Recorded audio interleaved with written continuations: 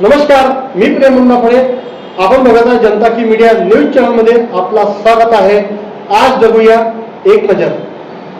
Sir शेतकऱ्यांना आश्वासन दिलं होतं की निधी वाढवून देऊ म्हणून, तर हे अधिवेशन त्यांच्या आनंदात आणखी भर टाकणार ठरेल का? योग्य वेळी योग्य निर्णय होतील, काळजी करू नका. सर शिवथाली बंद आहे. सर अनेक महिन्यापासून शिवथाली बंद आहे. सर त्या शिवथाली सुरू होणार आहे का? त्यांच्या बिल जे पेंडिंग आहे ते त्यांना मिळणार आहेत का? जेवढ्या ठिकाणी शिवथाळी चालली आहे ती सगळी चालू राहील. त्यांची बिलही आम्ही देतो. नव्याने आता केंद्र उघडत नाही, पण जे केंद्र उघडलेले आहेत ते सगळे चालवणार. सर आता महानगरपालिकेच्या जे इलेक्शन आहे, आता कोणती योजना परत येणार आहे? आरोप होतोय मुंडवा जमीन घोटाळ्यानंतर सरकारवर ऑफिस ऑफ प्रॉफिटचा आरोप होतोय. निष्पक्ष चौकशी होईल का? चौकशी चाललेली आहे. काही लोकांना असं वाटतं की आज सांगितलं की उद्या उत्तर यावं, असं नसतं. चौकशी नीट करावी लागते, कारण शेवटी प्रत्येक चौकशीचा रिपोर्ट हा हायकोर्टात चॅलेंज होतो. आणि चौकशी शॉर्टकटमध्ये केली, कोणाला संधी न देता केली तर प्रिन्सिपल ऑफ नॅचरल जस्टिसवर अशा पद्धतीनं हायकोर्ट ती चौकशी समितीचा रिपोर्ट खारिज करते. आणि म्हणून योग्य ती संधी देऊन पूर्णपणे निष्पक्ष याची चौकशी होणार आहे.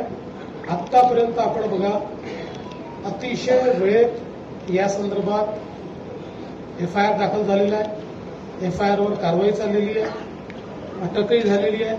त्यामुळे इथे काही लपवालपवी करण्याचं कारण नाही. महाराष्ट्रामध्ये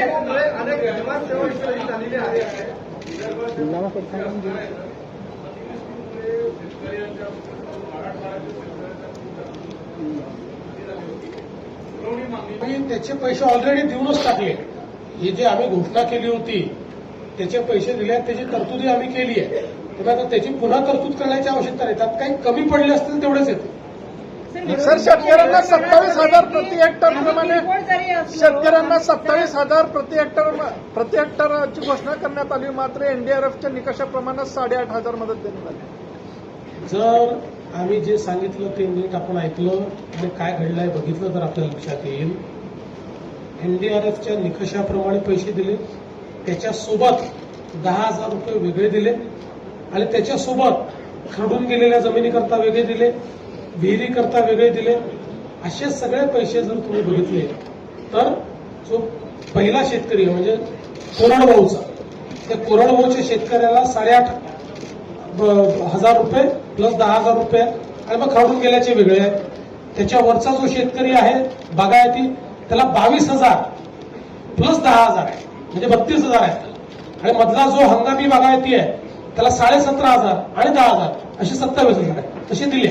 महाराष्ट्रातील लोकशाहीची सत्ता पक्षांनी पायमल्ली केलेली आहे आणि आम्ही जरी कमी असलो संख्येने तरी आमचं बळ भरपूर आहे आणि त्यांनी लोकशाहीची पूर्ण पायमल्ली केली असाही त्यांचा आरोप तुमच्यावर याच्या बहिष्कार. खरं म्हणजे लोकशाहीवर बोलण्याचा त्यांना अधिकारच राहिलेला नाही. याचं कारण भारताच्या संविधानाने तयार केलेल्या एकाही संस्थेवर त्यांचा विश्वास नाही.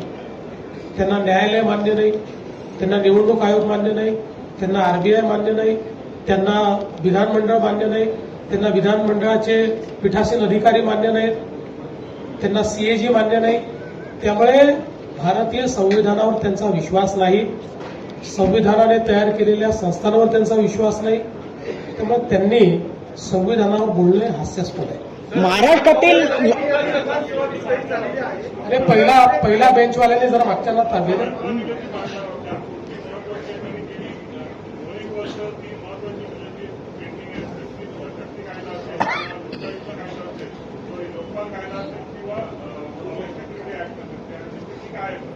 याच्यामध्ये शक्ती विधेयक जे आहे ते आपल्याला माहिती आहे की केंद्र सरकारने ते आपल्याला मागेच परत केलं, कारण त्यांनी सांगितलं की त्यातले काही हे असंवैधानिक म्हणजे कॉन्स्टिट्युशनल राईट्सवर हे करणारे आहेत आणि बाकी काही सुधारणा या ऑलरेडी केंद्राने त्यांच्या कायद्यामध्ये केलेल्या असल्यामुळे त्या संदर्भात ते आपल्याकडे परत आलेलं आहे.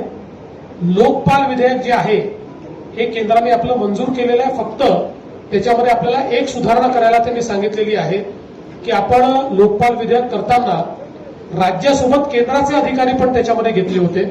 तर त्यांनी त्यात तेवढीच सुधारणा आपल्याला सांगितली आहे. बाकी सगळं मान्य केलं आहे. तेवढी सुधारणा आपण करणार आहोत की केंद्राचे अधिकारी हे केंद्रीय लोकपाल बिलाने कव्हर असल्यामुळे त्यांना वगळायचं. बाकी आपलं लोकपालाचं बिल त्यांनी जवळपास सगळं मान्य केलेलं आहे. आणि आपलं जे पब्लिक सिक्युरिटीचं जे विधेयक होतं ते आता अंतिम टप्प्यामध्ये आहे. ते लवकरच मान्य होईल. लाडक्या बहिणी मुख्यमंत्री साहेब आज आदित्य ठाकरेंचं फ्लाईट मिस झालं. 11-12 दोनच दिवस उद्धव ठाकरे येणार आहेत. वाटतं व्यवस्थित विमान घेऊन येतील अधिवेशनाला ते बोललो ना त्याच्याबद्दल. विमान मिस होणार नाही ना त्यांचं. विमान मिस होणार नाही. अरे बाबा, मी मगाशीच सांगितलं ना, आरोप टीका करायची असेल तर पूर्ण वेळ तर अधिवेशनात बसलं पाहिजे. उलट ते कारण चांगलं. दादा उद्धव ठाकरे म्हणतायत की उद्धवजी इंडिगोच्या विमानाने फिरत नाही एवढी माहिती जर तुम्हाला आहे. दादा ते ज्या विमानाने फिरतात त्या विमानाला कुठलीही अडचण नाही. ते नीट येऊ शकतात. बाकी कोणाला अडचण असेल तर शिंदे साहेबांनी आणि मी समृद्धी महामार्ग बांधलेला आहे. गाडी पाहिजे असेल तर पाठवून देतो. गाडीत बसून 7-8 तासात नागपुरात पोहोचता येईल. खूप लोक समृद्धीने आले. लाडक्या बहिणी सुरक्षित नाही असं विरोधक म्हणतात महाराष्ट्रात. त्याचं उत्तर त्यांना ठेवू ना. त्यांनी त्या संदर्भातला मुद्दा विधानसभेत मांडावा. त्याचं उत्तर त्यांना देऊ. सर, जमीन गैरव्यवहार प्रकरणामध्ये 5 पवारांचं नाव येते म्हणून सरकार बॅकफुटला येते असे आरोप होते. विरोधकही म्हणते आम्ही फ्रंट फुटलाच खेळला आणि बॅकफुटला जातच नाही.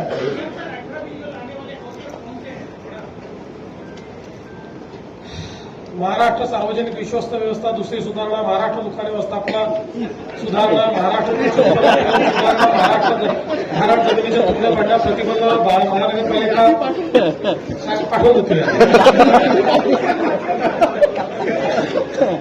नाही तर पटलावर ठेवतो.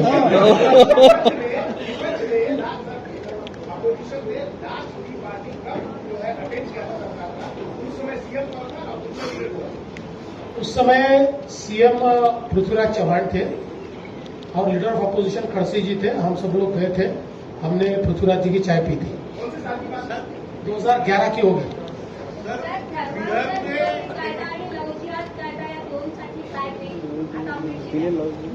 या संदर्भात कमिटी आपण केलेली आहे. माननीय ज्या आपले डीजीच्या अंतर्गत त्याचा रिपोर्ट अंतिम आहे. तो आमच्याकडे येतोय. फडणवीस साहेब, राज्यातील 4 सुपर स्पेशालिटी हॉस्पिटल घोषणा हुई, लेकिन आने वाले 3-4 महीनों में कंप्लीट डेवलपमेंट होने वाला है क्या? इंडस्ट्रियल प्रोजेक्ट ये कंक्रीट ही चल रहा है. आप चिंता मत करो. कुछ हल्का नहीं है. सब कंक्रीट चल रहा है. जो अनाउंसमेंट हुई है वो सारी इंडस्ट्री आ रही है. और हम तो बार बार अभी इस हाउस में भी हम बताएंगे कि हमने डावोस में जो करार किए थे उसमें से कितनी आई, क्या स्थिति है, सब बताएंगे. सर, धाराशिव जिल्ह्याची सर, राज्यातील 4 सुपर स्पेशालिटी हॉस्पिटल खासगी भागीदारीत चालवण्याचा निर्णय सरकारने घेतला आहे का? कारण विधानसभा अद्याप तरी असा घेतली होती, निर्देश दिलेले होते. अद्याप तरी असा कुठलाही निर्णय मंत्रिमंडळापुढे आलेला नाही.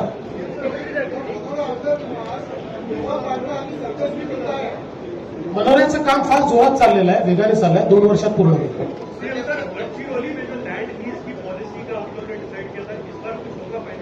हो गया ना. उसको तो उसके लिए कैबिनेट ने निर्णय कर दिया ऑलरेडी. पुढचं अधिवेशन नागपुरात होईल का? तुटणार आहे तुटणार आहे. त्या संदर्भात केंद्राने एक कमिटी केली आहे. ते सगळ्या राज्यांकडनं त्यांनी त्या त्या राज्यांचं म्हणणं काय मागवलंय त्याच्यावर ते अंतिम निर्णय करतात. चला, धन्यवाद. सर, एक प्रश्न आहे. नाही ना,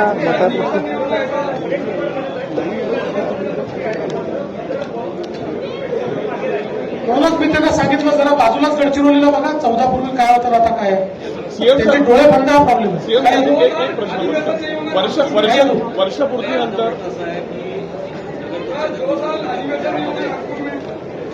महायुतीतले 3 पक्ष होते ते एकमेकांच्या विरोधात ज्या पद्धतीने प्रचार करत होते आणि विरोधी पक्षाची जागा त्यांनीच घेतली होती.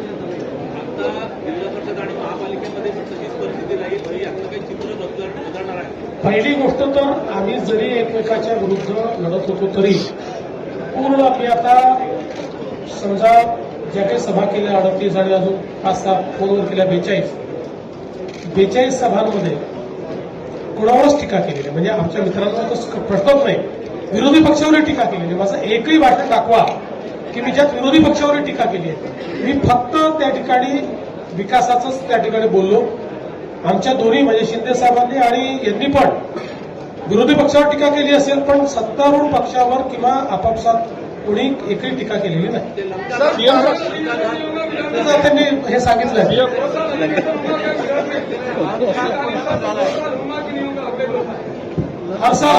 कोण आहे मी सांगितलं ना.